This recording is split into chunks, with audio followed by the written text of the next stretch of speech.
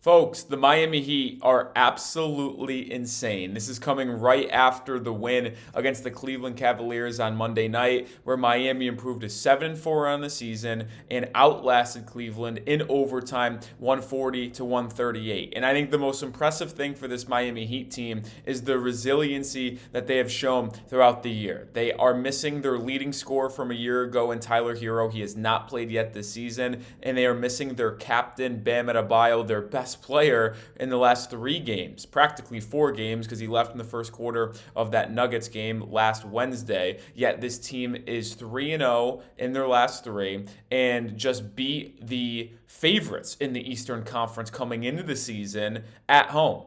And yeah, you saw Jared Allen only play about 19 minutes. Darius Garland leave with injury, but the resolve that the Heat have showed and the offensive firepower that Miami has this year is just absolutely stunning. And it just shows how deep and how well balanced this team is. Any player on any given night can go off and have a career night, if you will. I mean, just last Saturday night, the Heat had Nikola Jovic have a career-high 29 points, 9 rebounds, and 7 assists in a win at home against the Portland Trail Blazers. Then on Monday against the Cavs, Norman Powell goes for 33 points and leads that team to victory. They are just so well-balanced, anyone can beat you, and you get performances like Andrew Wiggins, 23 points, 5 assists on 8 of 13 shooting. Clutch defensive plays. Obviously, the perfectly scripted game winner from Coach Erik Spoelstra and associate head coach Chris Quinn, who Spo actually gave credit to for creating that play. And he actually was the one who diagrammed it up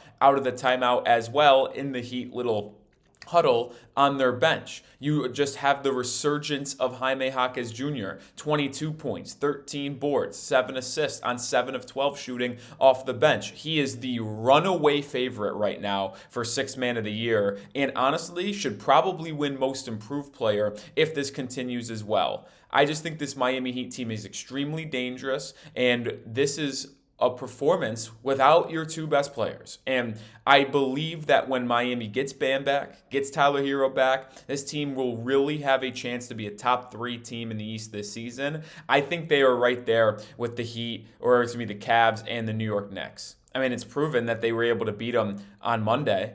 We'll see what happens when they rematch on Wednesday, and we got a pair of Knicks matchups between Miami and New York within the next couple of weeks as well. Miami, all the way, by the way, already beat New York this season in the 3rd game of the year at home. So it's certainly a fascinating team that continues to show night in, night out that they are for real. And this isn't a fake little beginning of the season. No, this is going to be here to stay. And it truly is phenomenal to watch. And let me know your thoughts down in the comment section. Do you guys think the Miami Heat are title contenders? It might be too early for that, but certainly a conversation worth having. But I also want to show love to Kel'el Ware. Kel'el Ware was actually maybe the best version of himself. And I said that the game against the Clippers a week and a half ago was the best game that I've ever seen Kel'el Ware play. I think this one easily tops it. And this is for all the people that are box score watchers, I think, because the box score for Kel'el Ware was very, very good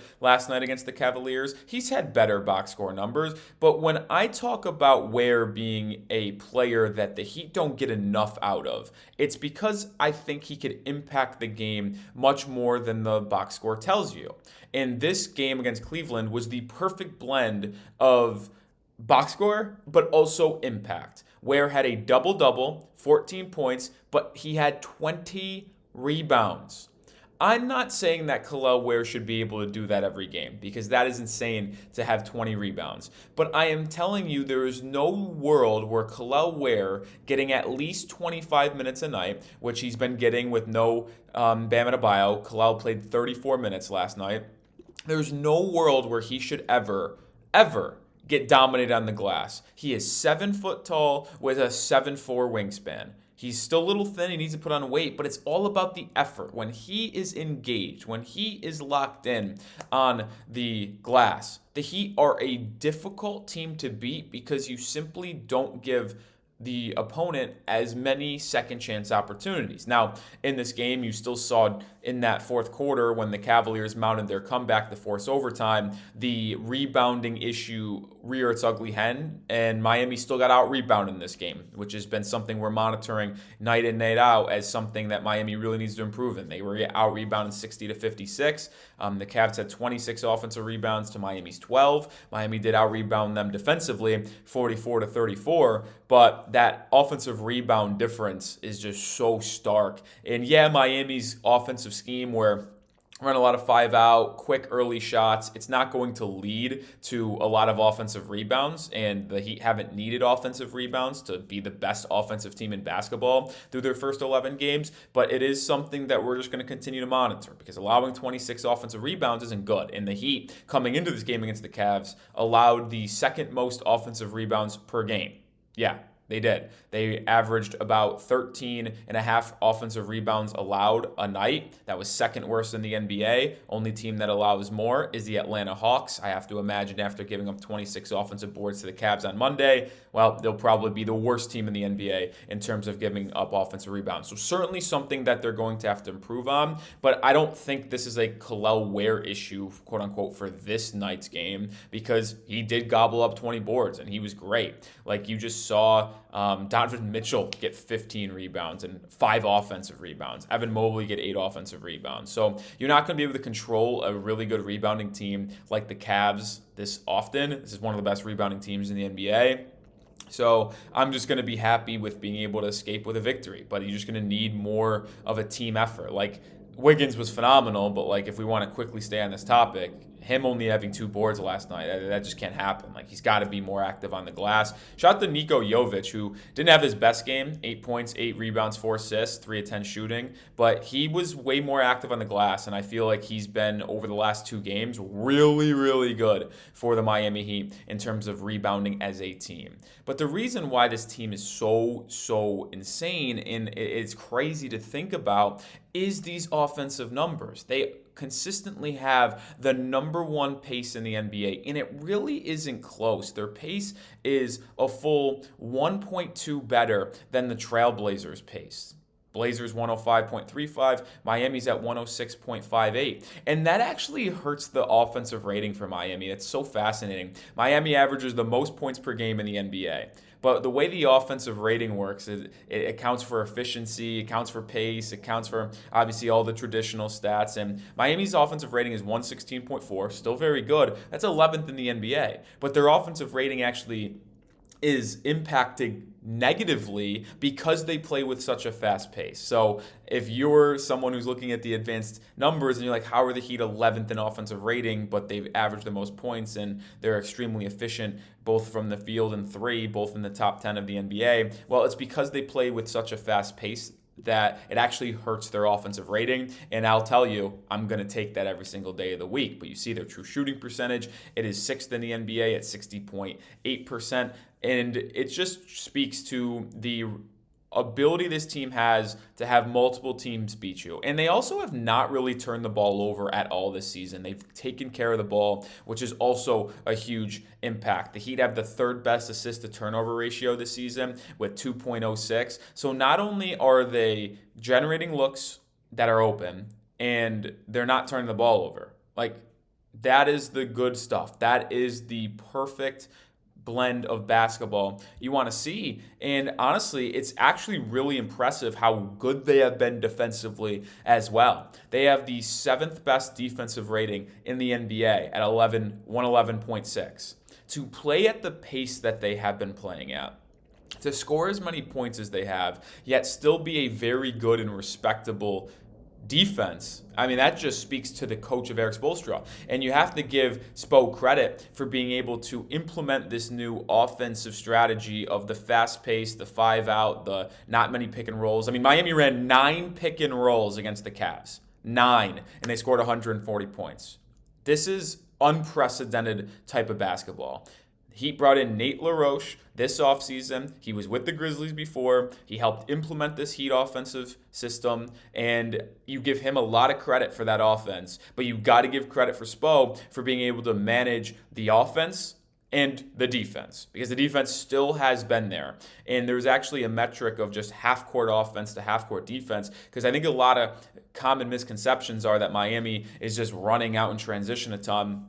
which they are. They're consistently beating their opponent in fast break points on a night basis, but they're also extremely efficient in the half court when they play the sets. There was a chart that came out. I put it on my Twitter, so go give me a follow at Nic_Rohloff. But if you look at the efficiency and the ratings in the half court, the Heat are the number one team.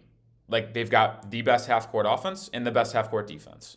So it just speaks to the balance that this Heat team has. And I've talked about it. It's going to be difficult for Erik Spoelstra to manage what the rotations and lineups are when Bam comes back, when Tyler Herro comes back, because you've seen such strong performances early on this season from players like Drew Smith, from Simone Fontecchio, from Kel'el Ware, and not all of those guys are going to be able to play. Like, you wonder who is the starting lineup for Miami, because it's hard for me to imagine taking Kel'el Ware out, because he's just been such a good glue guy for Miami early on in the season. And ever since he was named the starter alongside Norman Powell, he's scored double digits in almost every single game. But he's also defending at a high level. He's also being a good team rebounder. So, like, I just really don't know how Miami's going to be able to handle Tyler Herro returning. I wonder if they move Davion Mitchell to the bench. I feel like if they bring back Herro into the starting lineup, that's probably the best way to do it. I love Drew Smith. He's played great. But if there's one player's minutes that I think I'm willing to sacrifice, I think it's going to be Drew Smith's minutes. Because if you put Drew Smith to the bench, and not play, that's just where Davion Mitchell's minutes go. So maybe you put Tyler Herro in the starting lineup alongside Powell, Larson, Wiggins, and Bam, and then you have Ware, Fontecchio, Jaquez, Jovic, and Davion Mitchell coming off the bench. I mean, it's just a tough thing, because you also see how well Davion Mitchell has defended, and he's been a menace early, and he's been great in terms of his ability to play make. 8 assists last night, did have 5 turnovers, but he's been pretty good in terms of keeping care of the basketball for the most part. Like, this Heat team has just been really special through the first 11 games of the season. They're third in the Eastern Conference. They're 5-0 at home. I mean, this is something that Miami has struggled with over the last couple of seasons. They've actually been a better road team than a home team over the last couple of years. Yeah, they've been protecting their home court. Now it's going to be more difficult with another game against the Cavs on Wednesday, and then they welcome in the Knicks and the Bulls over the next couple of weeks into their home arena. But Miami has been winning at home.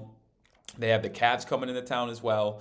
They go to New York this Friday and then have them back then following Monday. Like, I just can't say enough of how impressed I am with this Heat team, and I think they are legit threats in the Eastern Conference. Like, if you had to rank the Eastern Conference right now, I think the top 4 teams are the Knicks, the Cavs, the Heat, and the Pistons. And I don't really think there's a close the 5th team, if you will. Like, I think the next kind of tier are the Orlando Magic, the Sixers, the Milwaukee Bucks. And if you're going to ask me, I know it's really early in the year, 11 games, I think this Heat team is without a question a playoff team. It's without a question. They will be a top 6 team in the East when the regular season is all said and finished. Are they going to be able to win the title? I don't know. It's going to be difficult, but they will absolutely be playing in a playoff series this year without having to play in the play-in for the first time in, 3 years? Right? 2021 was the last time we didn't have to play in the play-in. So, my goodness, this Heat team is dangerous. They're insane, and I can't speak highly enough of the coaching job that Erik Spoelstra has done. He's been absolutely phenomenal. We'll be back live on the channel tomorrow, so if you're still watching, make sure you join us for our Cavs Heat Round 2 Wednesday night on the Heat Report. We'll also be live on Friday night for Heat Knicks. That's an NBA Cup game on Prime Video, so make sure you subscribe and join us here, because it's going to be a lot of fun watching Heat basketball with all y'all.